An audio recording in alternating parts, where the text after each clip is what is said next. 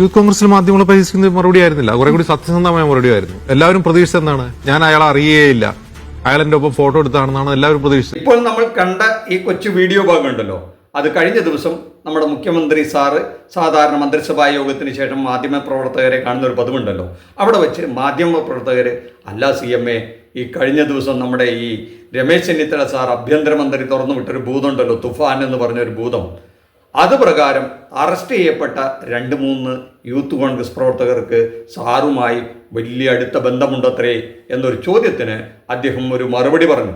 ആ മറുപടി വളരെ സത്യസന്ധമായിട്ടാണ് അത്രേ നമ്മുടെ ഈ മീഡിയ വണ്ണിലെ ഈ ലേഖകന്, ഈ അവതാരകന് മനസ്സിലായത്. അദ്ദേഹം എനിക്ക് അജിംസോ എന്നോ മറ്റോ ആണ് അദ്ദേഹത്തിൻ്റെ പേരെന്ന് തോന്നുന്നു. ഈ അജിംസിന് കുറെ കൂടെ വിസ്തരിച്ച് ഈ കാര്യത്തെപ്പറ്റി പറയാനുണ്ട്, അതും കൂടെ നമുക്ക് കേട്ടു നോക്കാം.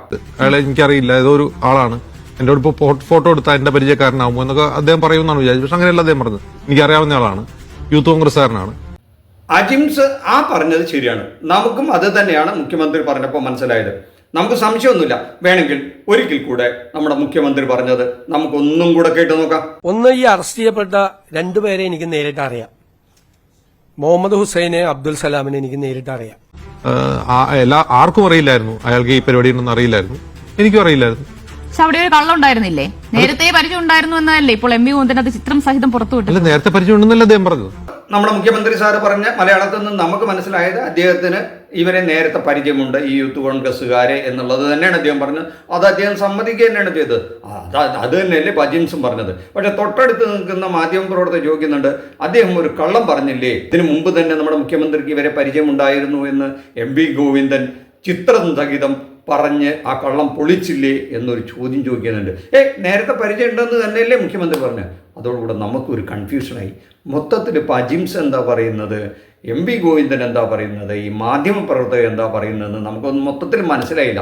അദ്ദേഹം പറഞ്ഞത് ഇത്രയേ ഉള്ളൂ, ഇവരെ നേരത്തെ പരിചയമുണ്ടെന്ന്. നമുക്ക് കുറച്ചും കൂടെ അജിംസിന് എന്താ ക്ലാരിറ്റി വരുത്താനുള്ളതെന്ന് നമുക്ക് നോക്കാം. നമുക്ക് ആകെ മൊത്തത്തിൽ ഇപ്പോൾ ഒരു കൺഫ്യൂഷനായി, ഒന്ന് കേട്ടു നോക്കാം. അല്ല, ഒരു പ്രശ്നമുള്ളതെന്ന് ചോദിച്ചാല് മുഖ്യമന്ത്രി ഇന്ന് വിശദീകരിക്കുന്നത് നവകേരള സദസ് നടക്കുമ്പോൾ കുറെ പേർക്ക് അടി കിട്ടിയല്ലോ, അടി കിട്ടിയപ്പോ പരിക്കേറ്റ ആളെന്ന നിലയ്ക്ക് അങ്ങനെ ഉണ്ടായ വീട്ടിൽ പോയി കണ്ടിട്ടുണ്ടെന്നാണ്. പക്ഷെ നവകേരള സദസ് നടക്കുന്നത് 2023-ലാണ്. ഞാൻ അതിലേക്കാ വരുന്നത്. മുഖ്യമന്ത്രി എന്താ ശരിക്കും പറഞ്ഞത്? ഞാൻ നവകേരള സദസ്സിൽ അടി കിട്ടിയപ്പോഴാണ് അയാൾ ആദ്യം കണ്ടതെന്നല്ല പറഞ്ഞത്. നവകേരള സദസ്സിൽ അയാൾക്ക് അടി കിട്ടിയപ്പോൾ ഞാൻ അയാളുടെ വീട്ടിൽ പോയി സന്ദർശിച്ചിരുന്നു, ഞാൻ അയാളെ വിളിച്ചിരുന്നു, അയാളെ വീട്ടിൽ പോയി സന്ദർശിച്ചു. അതിന് മുമ്പ് അറിയില്ല എന്നാളെ മുഖ്യമന്ത്രി പറഞ്ഞിട്ടില്ല. നമ്മുടെ പ്രേക്ഷകരെ, തൊട്ടടുത്ത് നിൽക്കുന്ന ഒരു മാധ്യമ പ്രവർത്തകൻ ഈ അജിംസിനോട് ചോദിക്കുന്നുണ്ട്, ഈ മുഖ്യമന്ത്രി ഇദ്ദേഹത്തെ ഫോൺ വിളിക്കുന്നത് ഈ നവകേരള സദസ്സുമായി ബന്ധപ്പെട്ട് ഈ കരിങ്കൊടി കാണിച്ചപ്പോൾ ഈ പോലീസ് ഇയാളെ പിടിച്ചിട്ട്, ഈ യൂത്ത് കോൺഗ്രസ് പ്രവർത്തകനെ പിടിച്ചിട്ട് അതിക്രൂരമായി മർദ്ദിക്കുകയും അതിൽ കഠിനമായ പരിക്ക് പറ്റുകയും അങ്ങനെ അദ്ദേഹത്തെ വീട്ടിൽ പോയി കാണുകയൊക്കെ ചെയ്ത സന്ദർഭത്തിലാണ് ഫോൺ ചെയ്ത് അദ്ദേഹത്തെ കാണുന്നത് എന്നൊക്കെയാണ് ഇവിടെ പറയുന്നത്. അപ്പോൾ അതിനു മുമ്പും കണ്ടിട്ടില്ല എന്ന് എവിടെയും മുഖ്യമന്ത്രി പറഞ്ഞില്ലല്ലോ എന്നാണ് അജിംസ് വാദിക്കുന്നത്. അങ്ങനെ മുഖ്യമന്ത്രി പറഞ്ഞിട്ടില്ല, അന്നാണ് അവിടെ പോയത്, അന്നാണ് അദ്ദേഹത്തെ ഫോൺ ചെയ്തത് എന്നല്ലേ പറയുന്നത്. അപ്പോൾ അതിനു മുമ്പ് അദ്ദേഹത്തെ കണ്ടിട്ടില്ല എന്നൊരു വാദം നമ്മുടെ മുഖ്യമന്ത്രി പറഞ്ഞില്ലല്ലോ എന്നാണ് ചോദിക്കുന്നത്. അയ്യോ, ആകെ ഇത് നമുക്കൊന്നും കൂടെ ആ മുഖ്യമന്ത്രിയുടെ പത്രസമ്മേളനത്തിലെ ആ ഭാഗം ഒന്നും കൂടെ നമുക്കൊന്ന് റീപ്ലേ ചെയ്ത് കേൾക്കാതെ ഒരു നിവൃത്തിയില്ല. ഈ 2 പേരും കൂടെ നമ്മളെ എവിടേക്കോ കൊണ്ടുപോവുകയാണ്. നമ്മളെ ഈ സാമാന്യ നമ്മുടെ മലയാളത്തിൻ്റെ ഈ അറിവുണ്ടല്ലോ, അത് വലിയൊരു ഇങ്ങനെയൊക്കെ വാക്കുകൾ ഉപയോഗിച്ചു കഴിഞ്ഞാൽ നമ്മൾ പെട്ടുപോകൂല്ലേ. നമുക്കൊന്ന് കേട്ടു നോക്കാം. അതിലെ മുഹമ്മദ് ഹുസൈൻ അവിടുത്തെ ഒരു യൂത്ത് കോൺഗ്രസ് പ്രവർത്തകനായിരുന്നു. ഞാൻ ആദ്യമായിട്ട് അദ്ദേഹത്തിനെ ഫോണിൽ വിളിക്കുന്നത് നവകേരള സദസ്സുമായിട്ട് അദ്ദേഹത്തിന് പെരുമ്പാവൂരിൽ കുറുപ്പമ്പടി MGM സ്കൂളിന്റെ മുമ്പിൽ വെച്ച് ക്രൂരമായ ലാത്തിച്ചാർജിൽ പരിക്കേറ്റ് അദ്ദേഹം കിടക്കുന്ന സമയത്താണ്. ഞാനന്ന് പരിക്കേറ്റ ആ നവകേരള സദസ്സ് നടക്കുമ്പോൾ എല്ലാ സ്ഥലത്തും ലാത്തിച്ചാർജും ആണ്. അപ്പൊ ഇദ്ദേഹത്തെ ഫോണിൽ വിളിച്ചു. അങ്ങനെയാണ് ആദ്യമായിട്ട് ഫോണിൽ വിളിക്കുന്നത്. ഫോണിൽ വിളിച്ച് ആശ്വസിപ്പിച്ചു, എല്ലാവരും ആശ്വസിപ്പിക്കുമല്ലോ. ഫോണിൽ വിളിച്ച് തല്ലുകൊണ്ട ആളുകളൊക്കെ ഇയാൾക്ക് നല്ല പരിക്കേറ്റിരുന്നു, ആശ്വസിപ്പിച്ചു. അപ്പൊ ഞാൻ ആശ്വസിപ്പിച്ച കൂട്ടത്തിൽ എപ്പോഴെങ്കിലും ഞാൻ വീട്ടിൽ വരാം എന്ന് പറഞ്ഞു. സാധാരണ പറയാറുണ്ട്, പറ്റാവുന്ന സ്ഥലത്ത് പോവാറുണ്ട്. അപ്പൊ ഇവിടെ നമ്മുടെ മുഖ്യമന്ത്രി സതീശൻ സാർ പറയുന്നത്, ഞാൻ അദ്ദേഹത്തെ ആദ്യമായിട്ട് ഫോൺ ചെയ്തു എന്നാണ്. ആദ്യമായിട്ട് ഫോൺ ചെയ്തു. വളരെ ശ്രദ്ധിക്കണം നമ്മുടെ പ്രേക്ഷകരെ, വളരെ തന്ത്രപൂർവ്വം നമ്മുടെ മുഖ്യമന്ത്രി സാർ പ്രയോഗിക്കുന്ന ആ വാചകങ്ങൾ കറക്റ്റാണ്. ഏത്? ആദ്യമായിട്ട് ഞാൻ ഫോൺ ചെയ്തു. ഇതൊരു തവണയല്ല, നമുക്ക് ഒരിക്കൽ കൂടെ കേട്ടിട്ട് എന്താണ് നമ്മുടെ മുഖ്യമന്ത്രി സാറ് ഉദ്ദേശിച്ചത് എന്ന് നമ്മുടെ പ്രേക്ഷകർ കൂടി വിലയിരുത്താൻ വേണ്ടിയിട്ടാണ്. ഈ മാധ്യമപ്രവർത്തകൻ നമ്മളെ മൊത്തത്തിൽ കൺഫ്യൂഷനാക്കിയത് കൊണ്ട് ഞാനൊന്ന് പറയുകയാണ്. കാരണം നമ്മുടെ നാട്ടിലെ പകുതി പ്രശ്നങ്ങളും സൃഷ്ടിക്കുന്നതിൽ ഈ മാധ്യമപ്രവർത്തകർക്ക് വലിയൊരു പങ്കുണ്ട്. അതുകൊണ്ട് കൂടിയാണ് ഇത് വീണ്ടും ഒന്ന് നമ്മുടെ പ്രേക്ഷകർ കേൾക്കാൻ വേണ്ടി പറയുന്നത്. അത് ഒരിക്കൽ കൂടെ നമുക്ക് കേട്ടിട്ട് ബാക്കി പറയാം. ഞാൻ ആദ്യമായിട്ട് അദ്ദേഹത്തിനെ ഫോണിൽ വിളിക്കുന്നത് നവകേരള സദസ്സുമായിട്ട് അദ്ദേഹത്തിന് പെരുമ്പാവൂരിൽ കുറുപ്പമ്പടി MGM സ്കൂളിന് മുമ്പിൽ വെച്ച് ക്രൂരമായ ലാത്തിച്ചാർജിൽ പരിക്കേറ്റു. അദ്ദേഹത്തെ ഫോണിൽ വിളിച്ചു. അങ്ങനെയാണ് ആദ്യമായിട്ട് ഫോണിൽ വിളിക്കുന്നത്. ഫോണിൽ വിളിച്ച് ആശ്വസിപ്പിച്ചു. ഇപ്പം മുഖ്യമന്ത്രിയുടെ ആ വാക്കുകൾ നമ്മൾ വീണ്ടും വീണ്ടും കേട്ടപ്പോൾ അദ്ദേഹം ആദ്യം എന്ന വാക്ക് 2-3 തവണ സ്ട്രെസ് ചെയ്ത് പറയുന്നുണ്ട്. നമ്മുടെ പ്രേക്ഷകർ ശ്രദ്ധിച്ചുവോ എന്നറിയില്ല. അതിൻ്റെ ഉദ്ദേശം നമ്മൾ കേൾവിക്കാർ, ഇത് മനസ്സിലാക്കുന്നവർ, കാണികൾ മനസ്സിലാക്കിക്കൊള്ളണം. ഞാൻ ആദ്യമായിട്ടാണ് ഇദ്ദേഹത്തെ കാണുന്നത് എന്ന് ധരിക്കട്ടെ.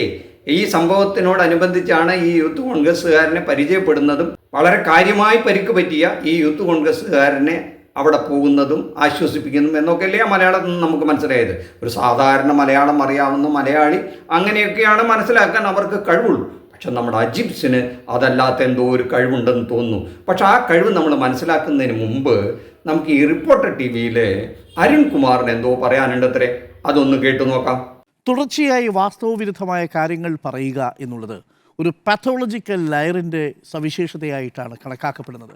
പക്ഷേ നമ്മളുടെ മുഖ്യമന്ത്രി ഞാൻ അങ്ങനെ വിളിക്കാൻ ഉദ്ദേശിക്കുന്നില്ല. പക്ഷേ നമ്മളുടെ മുഖ്യമന്ത്രി VD സതീശൻ അശ്വത്ഥമ ഹതകുഞ്ചര എന്ന പ്രയോഗത്തിൽ നിന്ന് മാറി ഒരു 100% ഗീബൽസിയൻ തന്ത്രം പ്രയോഗിച്ച ഒരു വാർത്താ സമ്മേളനമാണ് നമ്മൾ ഇന്ന് കണ്ടത്. അപ്പോൾ നമ്മുടെ റിപ്പോർട്ടർ TVയിലെ അരുൺകുമാർ ഇന്നലെ നമ്മുടെ മുഖ്യമന്ത്രിയുടെ പത്രസമ്മേളനം നടത്തിയതിന് ശേഷം നടത്തിയ അഭിപ്രായ പ്രകടനമാണ് നമ്മൾ കണ്ടത്. ഇത് ഈ അശ്വത്ഥമ ഹതകുഞ്ചര എന്നതുപോലെ ആയിരുന്നു അത്രേ ഇതിനു മുമ്പെങ്കിൽ ഇപ്പം അതും കടന്നുപോയി എന്നാണ് നമ്മുടെ റിപ്പോർട്ടർ TVയിൽ അരുൺകുമാർ പറയുന്നത്. ആദ്യം നമുക്ക് ഈ അശ്വത്ഥമ ഹതകുഞ്ചര എന്നൊന്നും അറിയണ്ടേ. ഈ കുരുക്ഷേത്ര യുദ്ധം ഗംഭീരമായി നടക്കുകയാണ് കേട്ടോ. അപ്പം ദ്രോണാചാര്യർ ഒരു പക്ഷത്തുണ്ട്, അങ്ങേപ്പുറത്ത് ഭീമൻ, എല്ലാവരും ഉണ്ട്. അപ്പം ഗംഭീര യുദ്ധം നടന്നുകൊണ്ടിരിക്കുകയാണ്. അപ്പോൾ ഒരു സംഭവം ഉണ്ടായി. ഈ ദ്രോണാചാര്യരെ തോൽപ്പിക്കുക എന്ന് പറയുന്നത് ഈസി ആയിട്ടുള്ള കാര്യമല്ല. അപ്പോൾ ദ്രോണാചാര്യരുണ്ട്, അദ്ദേഹത്തിൻ്റെ മകൻ അശ്വത്ഥമാവുണ്ട്. അങ്ങനെ ഗംഭീരമായ യുദ്ധം നടക്കുമ്പോൾ ശ്രീകൃഷ്ണൻ ഒരു ബുദ്ധി തോന്നി, എങ്ങനെയാണ് ഈ ദ്രോണാചാര്യരെ ഒന്ന് വധിക്കുക എന്ന് ആലോചിച്ചുകൊണ്ടിരിക്കുമ്പോഴാണ് ഒരു ബുദ്ധി തോന്നിയത്. ഒരു കാര്യം ചെയ്തു, ഭീമനോട് ഒരു രഹസ്യം പറഞ്ഞു. അങ്ങനെ ഭീമൻ ഒരു അശ്വത്ഥമാവ് എന്നൊരാനയെ അങ്ങ് വധിച്ചു. അപ്പോൾ ഭീമൻ ഉറക്കെ വിളിച്ചു പറഞ്ഞു, ഇതാ ഞാൻ അശ്വത്ഥമാവിനെ കൊന്നിരിക്കുന്നു. അപ്പോൾ ദ്രോണാചാര്യർ അതെന്തോ വളരെ ചെറുതായ ഒരു അശരീരി പോലെ കേട്ടപ്പോൾ ഒരു കാര്യം ചെയ്തു. യുധിഷ്ഠിരൻ പൊതുവെ സത്യവാനായ ആളാണ്. അപ്പോൾ യുധിഷ്ഠിരനോട് ചോദിക്കുകയാണ് ദ്രോണാചാര്യരെ, എന്താണ് സംഭവിച്ചത് അശ്വത്ഥമാവിനെന്ന്. അപ്പോൾ ദ്രോണാചാര്യർ പറഞ്ഞു, അശ്വത്ഥമ ഹതകുഞ്ചര എന്ന് പറഞ്ഞു. ഇതെന്താ അതിൻ്റെ അർത്ഥം? അശ്വത്ഥമ ഹതകുഞ്ചര എന്ന് പറഞ്ഞാൽ അശ്വത്ഥമ ഹത എന്ന് പറഞ്ഞാൽ അശ്വത്ഥമാവിനെ കൊന്നു. കുഞ്ചര എന്ന് വളരെ ശബ്ദം താഴ്ത്തി പറഞ്ഞു. കുഞ്ചര എന്ന് പറഞ്ഞ ആന. അതിൻ്റെ അർത്ഥം ഇദ്ദേഹം സത്യമേ പറഞ്ഞിട്ടുള്ളൂ, അശ്വത്ഥമാവ് എന്ന ആനയെ കൊന്നു എന്നാണ്. പക്ഷേ പാവൻ ദ്രോണാചാര്യർ കേട്ടത് അശ്വത്ഥമ ഹത എന്നേ കേട്ടുള്ളൂ. ആ കേട്ടതോടുകൂടി ദ്രോണാചാര്യർ തൻ്റെ മകനെ, പ്രിയപ്പെട്ട മകനെ വധിച്ചു എന്ന് കേട്ട് ആകെ എന്തായി, വളരെ സങ്കടത്തിലാവുകയും ആയുധങ്ങളൊക്കെ താഴെ വയ്ക്കുകയും ചെയ്ത ആ തക്കം നോക്കിയിട്ട് ദൃഷ്ടദ്യുമ്നൻ നേരെ ദ്രോണാചാര്യർ തല അറുത്തെടുക്കുന്ന ഒരു രംഗമാണ് ഈ കുരുക്ഷേത്ര യുദ്ധത്തിലുണ്ടായത്. അതാണ് ഇവിടെ നമ്മുടെ അരുൺകുമാർ പറയുന്നത്. ഇത് അശ്വത്ഥമ ഹതകുഞ്ചര.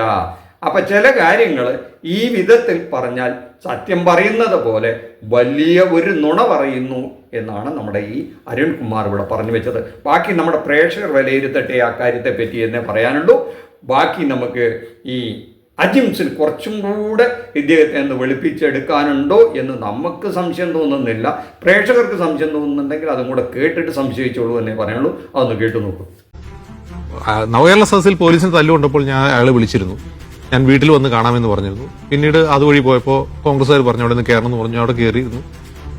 അതിന് മുമ്പ് അറിയില്ലെന്ന് അദ്ദേഹം പറഞ്ഞിട്ടില്ല. അദ്ദേഹം പറഞ്ഞൊരു കാര്യം, അയാൾ എന്റെ സോഷ്യൽ മീഡിയ കോർഡിനേറ്റർ അല്ല, എനിക്ക് അങ്ങനെ ഒരു സോഷ്യൽ മീഡിയ കോർഡിനേറ്റർ ഇല്ല എന്നുള്ളതാണ്. അപ്പൊ team VD Satheesan social media coordinator എന്നാണ് ഈ പ്രതിയുടെ ഫേസ്ബുക്ക് പ്രൊഫൈലിലുള്ളത്. അത് എന്റെ അല്ല എന്ന് അദ്ദേഹം പറയുന്നു. അങ്ങനെയാണ്, അത് സതീശന്റെ സോഷ്യൽ മീഡിയയുടെ ചാർജുള്ള ആളാണെന്ന് നമുക്ക് വേറെ തന്നെ തെളിയിക്കണം. അങ്ങനെ തെളിവൊന്നുമില്ല നമ്മുടെ മുമ്പിലില്ല. മുഖ്യമന്ത്രി എന്തെങ്കിലും കള്ളം പറഞ്ഞു എനിക്ക് തോന്നുന്നില്ല. അദ്ദേഹം വളരെ സത്യസന്ധമായിട്ടുള്ള കാര്യമുള്ള പോലെ പറഞ്ഞാൽ എനിക്ക് തോന്നിയിട്ടുള്ളത്. അത് കുറെ കൂടി എന്താണ് ഹോണസ്റ്റ് ആയിട്ടുള്ളൊരു മറുപടിയായിട്ടാണ് എനിക്ക് ഫീൽ ചെയ്തത്. അതിൽ മുഖ്യമന്ത്രി ചെയ്ത് വിളിക്കുന്നത് എന്തിനാണ്? മുഖ്യമന്ത്രി അതിൽ മാധ്യമങ്ങളോട് നുണ പറഞ്ഞിട്ടില്ല എന്നുള്ളതാണ് എന്നെ സന്തോഷിപ്പിക്കുന്ന ഒരു കാര്യം. ഉള്ള കാര്യം ഉള്ള പോലെ പറഞ്ഞു. എനിക്ക് അറിയാവുന്ന ആളാണ്, അയാൾ കണ്ടിട്ടുണ്ട്, അയാൾ വീട്ടിൽ പോയിട്ടുണ്ട്, അയാളിപ്പോൾ ഫോട്ടോ എടുത്തിട്ടുണ്ട്. പക്ഷേ അയാൾ എന്റെ സോഷ്യൽ മീഡിയ കോർഡിനേറ്റർ അല്ല. ഇനി മുഖ്യമന്ത്രി സതീശന്റെ സോഷ്യൽ മീഡിയ കോർഡിനേറ്റർ ആണ് എന്ന് വേറെ തന്നെ തെളിയിക്കേണ്ടി വരും. മുഖ്യമന്ത്രിയോടൊപ്പം അദ്ദേഹം പ്രതിപക്ഷ നേതാവാകുന്നതിന് മുമ്പ് തന്നെ ഉള്ള ചിത്രത്തെ കുറിച്ചാണ് നിഷാദ് പറഞ്ഞത്. 2021 അറിയാമായിരിക്കും. അയാൾ കോൺഗ്രസ്സുകാരനാണ്. ഇപ്പൊ നമ്മൾ അജിംസിന്റെ ഈ വാക്കുകൾ കേട്ടപ്പോ കഴിഞ്ഞ LDF ഭരണകാലത്ത് കേരള രാഷ്ട്രീയത്തിന് സംഭാവന കിട്ടിയൊരു വാക്കുണ്ട്. ഏത്? ഈ രക്ഷാപ്രവർത്തനം എന്നുള്ളത്. അത് ഈ നവകേരള യാത്രയുമായി ബന്ധപ്പെട്ടിട്ടാണ് ആ വാക്ക് കേരള രാഷ്ട്രീയത്തിൽ വലിയ ചർച്ചയായത്. അത്തരത്തിലൊരു രക്ഷാപ്രവർത്തനമാണോ അജിംസ് ഇവിടെ നടത്തുന്നത് എന്ന് ആരെങ്കിലും സംശയിച്ചാൽ അതിൽ കുറ്റം പറയാൻ പറ്റില്ല എന്നാണ് ചില ഇടതുപക്ഷത്തെ ചില സുഹൃത്തുക്കളൊക്കെ അഭിപ്രായപ്പെടുന്നത്. നമ്മുടെ അജിംസും ഉപയോഗിക്കുന്ന വാക്കുകൾ ഏതാണ്ട് അശ്വത്ഥ കുഞ്ചര എന്ന പോലെ തന്നെയാണ്. ഒരു കാര്യമുണ്ട് കേട്ടോ, നമ്മുടെ മുഖ്യമന്ത്രി സാറ് ഈ പത്രസമ്മേളനത്തിൽ ഈ മാധ്യമങ്ങൾ ചില ചോദ്യങ്ങളൊക്കെ ചോദിക്കുമ്പോൾ അതിന് കൊടുക്കുന്ന മറുപടി വളരെ കണ്ണിങ് ആയിരിക്കും കേട്ടോ. വളരെ ശ്രദ്ധിച്ച് വേണം അതൊക്കെ നമ്മൾ ഈ പരിശോധിക്കാനായിട്ട്. വളരെ ശ്രദ്ധിച്ച് വേണം നമ്മൾ അതിനെ വിലയിരുത്താനായിട്ട്. അദ്ദേഹം ഉപയോഗിക്കുന്ന ഓരോ വാക്കുകളും വളരെ കൃത്യമായിരിക്കും. ഒരു നുണയും അദ്ദേഹം പറയുന്നതായി നമുക്ക് ആ ഘട്ടത്തിൽ ബോധ്യപ്പെടില്ല. അത് ഇതാണ് ഇവിടെയും. ആദ്യമായാണ് ഞാൻ കാണുന്നത് അല്ലെങ്കിൽ ബന്ധപ്പെടുന്നത് എന്നല്ല അദ്ദേഹം പറയുന്നത്. ആദ്യമായാണ് ഞാൻ ഫോൺ ചെയ്യുന്നത് എന്നാണ്. ഇനി നാളെ ആരെങ്കിലും അതിനു മുമ്പ് കണ്ടിട്ടില്ലേ എന്ന് ചോദിച്ചാൽ കണ്ടിട്ടുണ്ട്, ഞാൻ അങ്ങനെ പറഞ്ഞില്ലല്ലോ, ഞാൻ കണ്ടില്ല എന്ന് പറഞ്ഞില്ലല്ലോ എന്ന് പറയാനുള്ള ഒരു പഴുത് അവിടെ തന്ത്രപൂർവ്വം ഇട്ടിട്ടുണ്ട്. പക്ഷേ ഇന്നലെ ആ വാർത്താ സമ്മേളനം കേട്ട എല്ലാവരും, സാധാരണ മലയാളികളൊക്കെ എന്താ വിചാരിക്കുക? അദ്ദേഹം ഈ യൂത്ത് കോൺഗ്രസ്സുകാരനെ പരിചയപ്പെടുന്നത് ആദ്യമായിട്ട് ഈ നവകേരള യാത്രയ്ക്ക് പരിക്ക് പറ്റുമ്പോഴാണെന്നല്ലേ നമുക്കൊക്കെ മനസ്സിലാവുള്ളൂ. അതാണ് ആ തന്ത്രം, അതാണ് അതിൻ്റെ കണ്ണിങ്. ഇക്കാര്യം കൃത്യമായി മനസ്സിലാക്കിയ ഒരു മാധ്യമ പ്രവർത്തകനാണ് അജിംസ് കേട്ടോ. കാരണം നമ്മുടെ മുഖ്യമന്ത്രിയെ ശരിക്കും അളന്നും തൂക്കും മനസ്സിലാക്കിയത് കൊണ്ടായിരിക്കുമല്ലോ അജിംസ് ഇങ്ങനെ പറയുന്നത്. അദ്ദേഹം അസത്യമൊന്നും പറഞ്ഞില്ല, സത്യം മാത്രമേ പറഞ്ഞിട്ടുള്ളൂ എന്നുള്ളത്. ആ കഴിവിനെ, അജിംസിന്റെ കഴിവിനെ നമുക്ക് അഭിനന്ദിക്കാതിരിക്കാൻ പറ്റില്ല. നന്ദി, നമസ്കാരം. മറ്റൊരു വിഷയവുമായി മറ്റൊരു എപ്പിസോഡിൽ കാണുന്നവരെ താങ്ക് യു.